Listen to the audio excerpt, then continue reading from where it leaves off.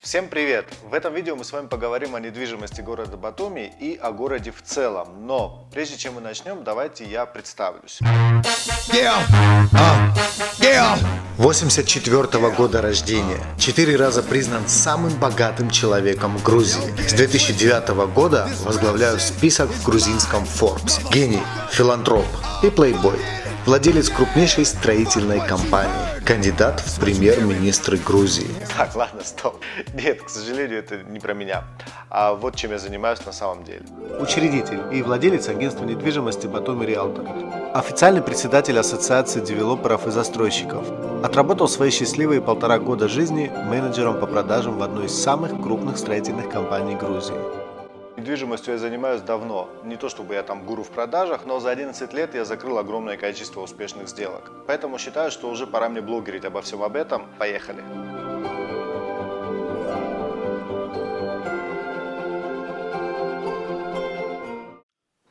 Итак, почему стоит присмотреться к Батуми как городу, в который нужно и стоит инвестировать? У нас безвизовый режим для 91 страны, упрощенная процедура переоформления недвижимости в собственность, вот в этом вот замечательном здании такого космического типа. В Грузии нет налога на недвижимость, то есть даже если вы приобрели 200 апартаментов в собственность, вы платите 0 налогов.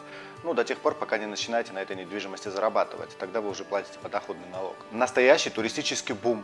Плюс 18-20% притока туристов ежегодно. И, кстати, 90% туристов, которые посетили Грузию, к нам повторно возвращаются. Ну и о вкуснейшей грузинской еде и о грузинском гостеприимстве можно рассказывать бесконечно. Об этом нужно делать отдельный выпуск. Хороший инвестиционный климат подтверждается огромным количеством отелей мировых брендов в нашем городе. С 2017 года мы входим в топ-5 самых лучших туристических направлений по версии всемирно известных изданий. Также Батуми обладатель туристического Оскара в 2019 году. А, и еще. Я был в Грузии в минувшие выходные, на самом деле. Это просто чудесно, когда мы говорим о росте примерно на 10% по сравнению с 1 или 2%, которые мы имеем в нашей стране. Да, кстати, мы уже практически мировой крупнейший игровой центр. В Батуми открыто 14 казино и планируют открыть еще 45. Ну, для сравнения, в Лас-Вегасе открыто 85, на Кипре 43, в Макао 33. То есть мы займем 2-е место в мире по количеству казино в городе. Но даже при сегодняшних 14 это очень хорошо влияет на развитие туризма в нашем городе. Если зайти на сайт Numbeo, это такая международная исследовательская организация, то можно увидеть, что Грузия входит в топ-10 самых безопасных стран мира. А также мы занимаем 2-е место в Европе по простоте ведения бизнеса. В общем, живем и процветаем, но не всегда так было.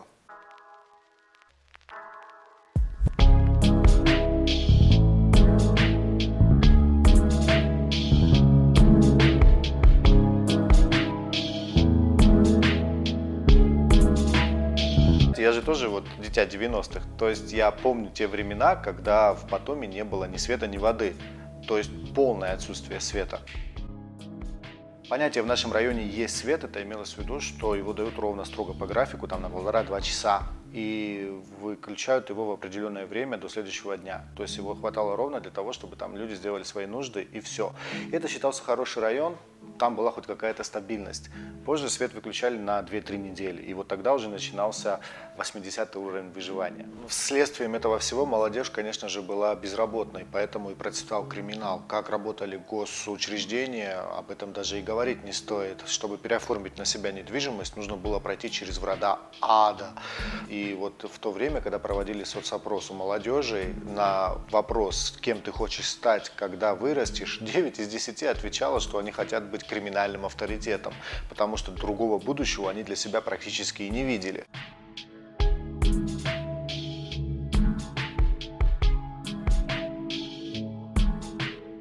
Но пришло правительство реформаторов и так все отреформировало, что мало не показалось. Первая успешная и беспрецедентная реформа в Грузии – это была реформа полиции.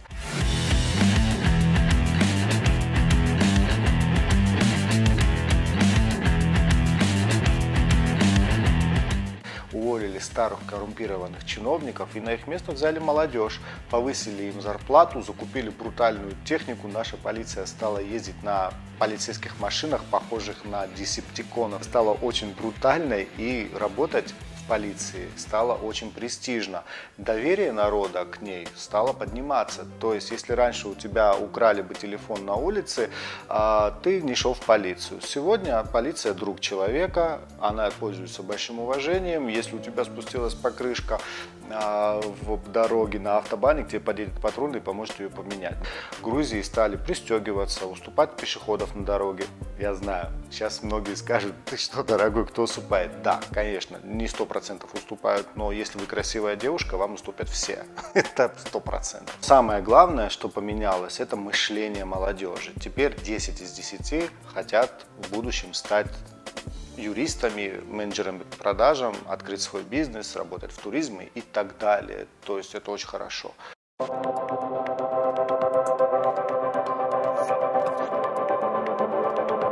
У коррупционеров забрали все деньги и вложили их в развитие города. Произошел взрывной эффект. Было ощущение, будто в стране нашли огромные запасы нефти. В нашей стране больше не берут взяток. Нет преступных группировок. А это значит, что создался отличный инвестиционный климат, так как правительство взяло курс на развитие туризма. В нашей стране конвейерно стали проводиться концерты мировых звезд. Я даже и представить не мог, что Новый год так грандиозно можно встречать на улице. Ах да, кстати, и перестали выключать свет. Начал стремительно развиваться строительный бум. Появилось 1000 рабочих мест. В одной только компании, в которой я работал менеджером по продажам, трудоустроено более 8000 человек. Одним словом, въезжая в город Батуми, все аккуратные улочки, новые дома, бульвары, фонтаны, отделки фасадов и прочее – это все результат успешных реформ в Грузии. В нашем городе огромную популярность набрали дома отельного типа. Для тех, кто не знает, объясню. Это многоэтажка с длиннющей коридорной системой длиной в жизнь, где справа налево разбросаны маленькие квартирки, номера по низкой доступной цене и маленькой квадратуры. Их легко купить, продать, содержать, сдавать и так далее. Мало того, застройщик предлагает моментальную услугу ипотечного кредита на 5 лет.